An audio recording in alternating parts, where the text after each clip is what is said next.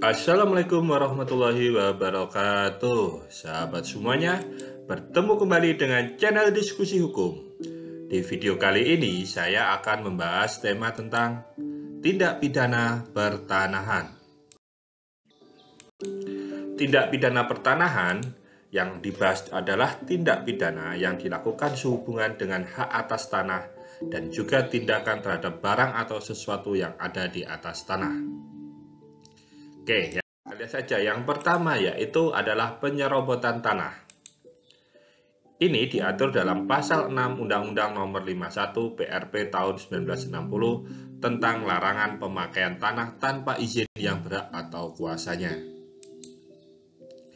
Di sini diancam pidana kurungan selama-lamanya 3 bulan dan atau denda sebanyaknya adalah Rp5.000.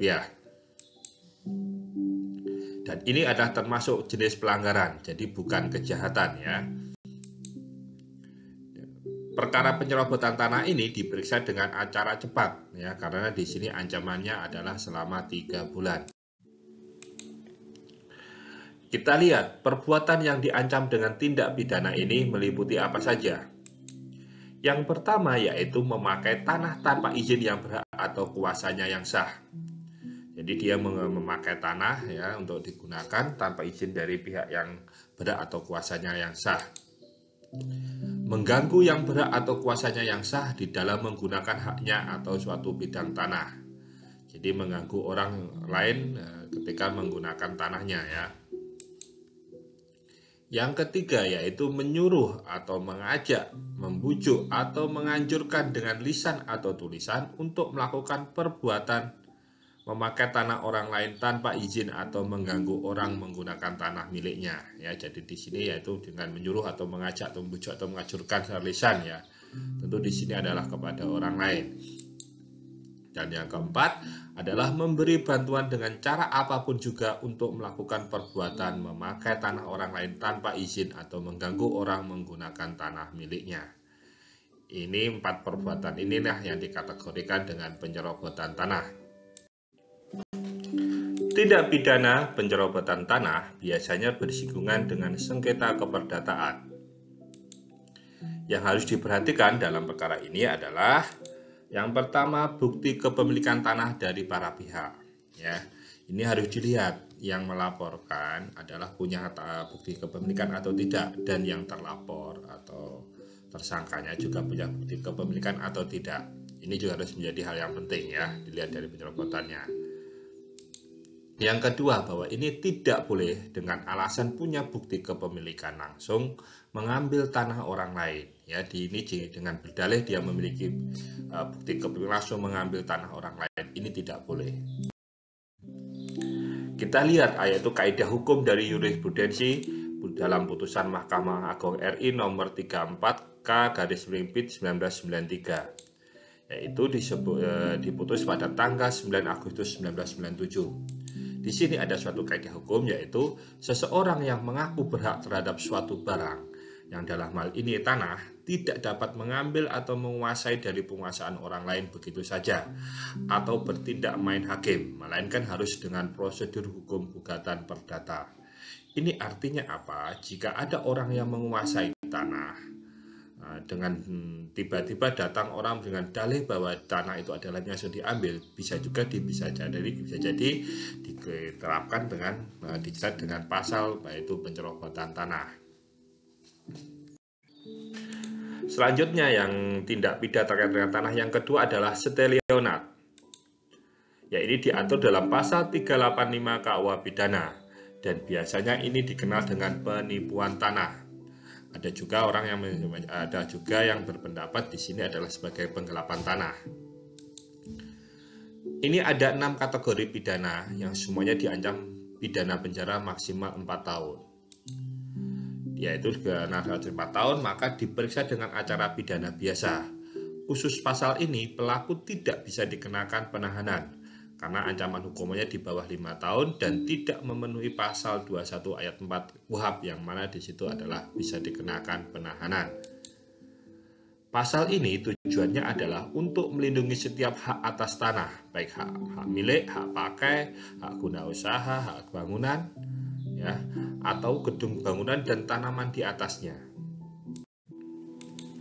Kita lihat perbuatan yang di dalam Stelyonad, yaitu di sini ada unsur pidananya, yaitu dengan maksud menguntungkan diri sendiri secara melawan hukum.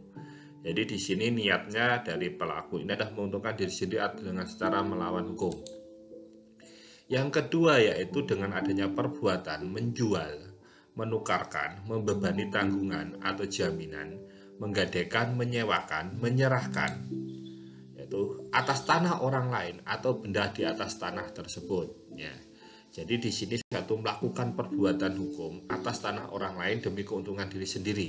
Kira-kira begitulah yang ada di dalam aturan mengenai larangan tindak pidana Stelyonad ini.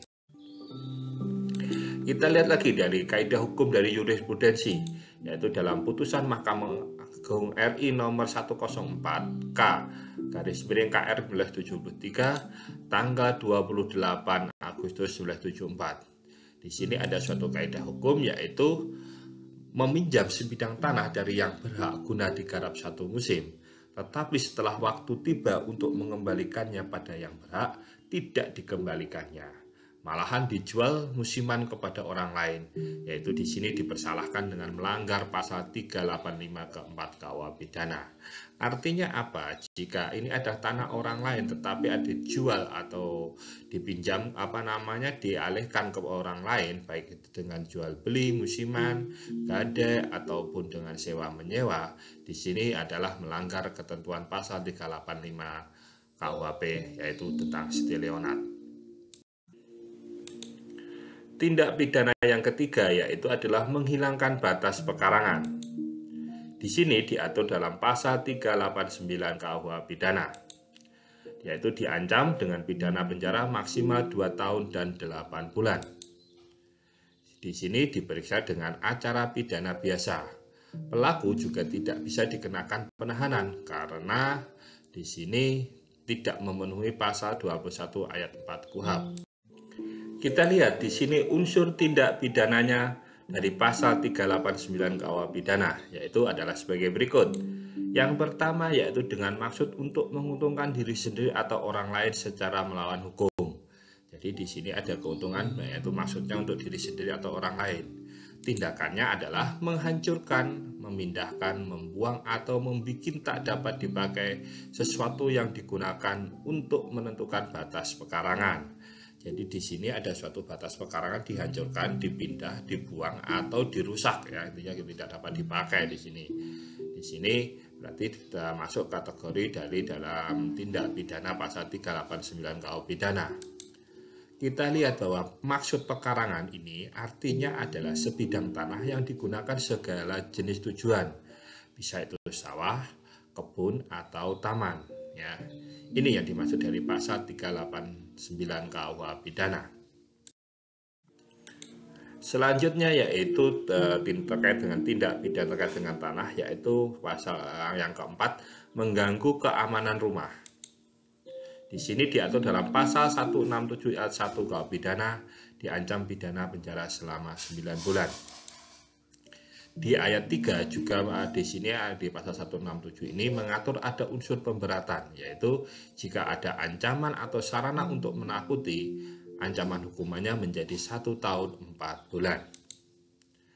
Ayat 4 juga menambah ancaman menjadi sepertiga jika pelakunya dua orang atau lebih dengan cara bersekutu. Jadi di sini pelakunya lebih dari 1 orang. Di sini ancaman hukumannya ditambah menjadi sepertiga.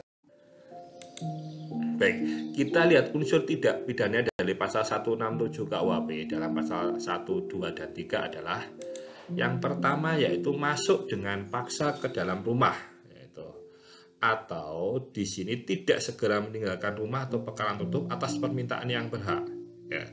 Jadi di sini ketika seseorang memasuki rumah orang dan diminta pergi tetapi dia tidak mau, ini juga bisa dijerat dengan pasal ini. Atau masuk ke dalam rumah orang dengan cara paksa. Yang kedua, bahwa di ayat 2-nya bahwa cara memasukinya dengan cara tertentu, yaitu dengan membongkar, memanjat, memakai anak kunci palsu, memakai perintah palsu, memakai jabatan palsu atau tanpa pengetahuan yang berhak, tidak karena kekeliruan. Jadi ini bisa dikatakan karena kekeliruan ya. Ya, jadi begini, ini ada seseorang yang masuk ke dalam suatu rumah, belum sampai ke dalam rumah, tapi sudah ketemu dengan pemiliknya, tiba-tiba lari. Pada umumnya, orang ini selalu dikenakan dengan percobaan pencurian, atau orang kadang teriak maling atau begitulah. Ini belum tentu karena mau mencuri, karena belum tahu apa yang mau diambil atau yang diambil apa. Ya, bisa jadi orang ini mau bertemu, contohnya ada seorang anak berpacaran, pengen ketemu pacarnya, tetapi dia tidak berani ketemu orang tuanya, akhirnya memanjat pekarangannya masuk ke rumah itu agar langsung ketemu kamar anak pemilik rumah. Nah, ini bisa jadi bukan karena pencurian, tetapi tidak bisa dilaporkan pencurian karena ini adalah delik pasal 167, yaitu memasuki rumah orang lain dengan secara paksa. Di sini yang pada ayat 3, di sini memasukinya dengan ancaman atau alat untuk menakuti ya. Jika di sini ada digunakan dengan ancaman atau alat untuk menakuti, di sini juga bagian dari tindak pidana memasuki pekarangan orang lain ya. Jika yang dimasuki adalah rumah dinas umum, maka di sini yang digunakan adalah diatur dalam pasal 168 KUH pidana. Di sini diancam dengan pidana penjara paling lama 4 bulan atau 2 minggu. Ya, di sini 4 bulan dan 2 minggu. Unsur pemberatannya di sini diancam dengan 1 tahun 4 bulan.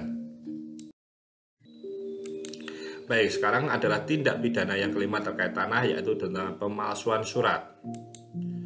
Dalam pasal 263 dan 264 KUHP, yang mana memalsukan atau menggunakan dokumen palsu tentang bukti kepemilikan tanah diancam dengan pidana penjara maksimal 6 tahun. Ya, kenapa pemalsuan surat ini saya masukkan? Karena di sini ada kemungkinan terkait dengan memalsukan bukti kepemilikan tanah. Dalam pasal 26 KUHP di sini secara khusus yaitu langsung menunjuk ketika memalsukan akta otentik diancam pidana penjara maksimal 7 tahun.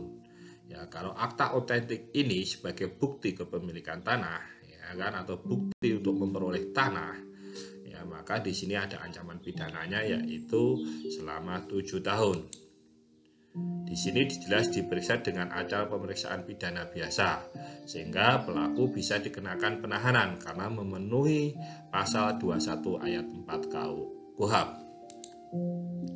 Kita lihat di sini dokumen kepemilikan tanah yang dipalsukan itu bisa berupa sertifikat, akta otentik yang saya jelaskan tadi, yaitu mau akta jual beli, akta hibah, ataupun yang akta yang lain, surat jual beli tanah dalam kertas segel atau akta di bawah tangan dan lain sebagainya, yang mana di situ membuktikan bahwa itu adalah bukti kepemilikan tanah. Baik, sekarang yang nomor 6 yaitu tindak pidana terkait tanah, yaitu pemerasan pejabat. Di sini diatur dalam pasal 425 KUHP, diancam pidana penjara maksimal 7 tahun. Ya, karena ada pasal 7 tahun, maka di sini diperiksa dengan acara pidana biasa. Pelakunya juga bisa dikenakan penahanan karena memenuhi ketentuan pasal 21 ayat 4 KUHP. Loh, ini kok ada terkait masalah pemerasan pejabat dengan tanah, apa hubungannya? Di pasal 425 KUHP ini disebutkan bahwa seorang pejabat yang pada waktu menjalankan tugas seolah-olah sesuai dengan aturan yang bersangkutan telah menggunakan tanah negara yang di atasnya ada hak pakai Indonesia dengan merugikan yang berhak, padahal diketahui bahwa itu bertentangan dengan peraturan tersebut. Jadi orang ini, pejabat ini dalam menjalankan tugas seolah-olah dia sesuai dengan aturan, ya, dia menggunakan tanah negara, padahal tanah negara ini sebenarnya sudah ada dibebani hak pakai yang merugikan orang. Sehingga ini padahal pejabat itu sudah tahu bahwa tanah ini ada hak pakainya, maka di situ dia bertentangan peraturan. Pejabat ini bisa dikenakan ancaman pasal 425 KUH pidana. Yang nomor 7 yaitu adalah tentang pengerusakan benda di atas tanah. Pasal yang biasa digunakan dalam tindak pidana ini adalah pasal 170 ayat 1 KUHP dan 406 ayat 1 KUH pidana. Dalam pasal 170 ayat 1 KUHP yaitu diancam pidana penjara maksimal 5 tahun 6 bulan. Sedangkan dalam pasal 406 ayat 1 KUHP adalah pidana penjara paling lama 2 tahun 8 bulan. Di sini diperiksa dengan acara pidana biasa. Jika diterapkan dalam pasal 170 KUHP, pelaku bisa dikenakan penahanan karena disemenuhi pasal 21 ayat 4 KUHP. Tetapi kalau hanya pasal 1406 saja tidak bisa dikenakan penahanan. Tetapi dalam pelaksanaan di lapangan, biasanya kedua pasal ini dilakukan penerapan secara bersama-sama, yaitu dengan dakwaan atau sangkaan alternatif, yaitu pasal dakwaan yang pertama atau sangkaan pasal 171 atau yang kedua pasal 406 ayat 1 KUH pidana. Oke, kita lihat ya apa perbedaan kedua pasal tersebut. Pasal 170 ayat 1 KUH pidana ini adalah kekerasan yang dilakukan oleh beberapa orang yang dilakukan dalam area yang terbuka dan dapat dilihat oleh khalayak umum. Ya, jadi di sini pasal 170 ini tidak bisa dikenakan oleh pelaku tunggal, harus pelakunya adalah orang banyak. Ya, jadi lebih dari satu orang di sini. Dan di sini tempatnya adalah dalam area yang terbuka. Sedangkan pada pasal 406 ayat 1 KUH pidana ini adalah perbuatan terurai jelas, yaitu di sini dengan sengaja dengan melawan hukum, di sini menghancurkan, merusak, membuat tak dapat dipakai atau menghilangkan barang sesuatu yang seluruhnya atau sebagian milik orang lain. Jadi di sini ketika dia menghancurkan, merusak, membuat tak dapat dipakai atau menghilangkan ya, barang orang yang ada itu khususnya itu benda di atas tanah, maka di situ bisa dikenakan dengan pasal 406 ayat 1 KUH pidana ini. Namun ketika ini pelakunya sendirian, ini masih bisa digunakan untuk pasal 406 ini. Tetapi kalau pelakunya lebih dari satu, ya ini baru bisa diterapkan pasal 170. Pasal 170 di sini adalah unsurnya adalah kekerasan, ya. Tidak kekerasan ini bisa membuat hancur atau merusak, ya begitu. Baik, itu tadi penjelasan dari kami. Saya ucapkan terima kasih sudah menonton video ini. Jika ada pertanyaan, silahkan disampaikan di kolom komentar. Kami dari tim diskusi hukum akan menjawab semua pertanyaan yang Anda sampaikan. Dan jangan lupa silahkan like video ini. Jika Anda merasa bermanfaat, silahkan dibagikan kepada orang lain. Dan silahkan klik tombol subscribe dan nyalakan tanda lonceng agar Anda bisa mendapatkan pemberitahuan video-video kami yang akan datang tentang penjelasan masalah permasalahan hukum. Sampai bertemu di video kami selanjutnya.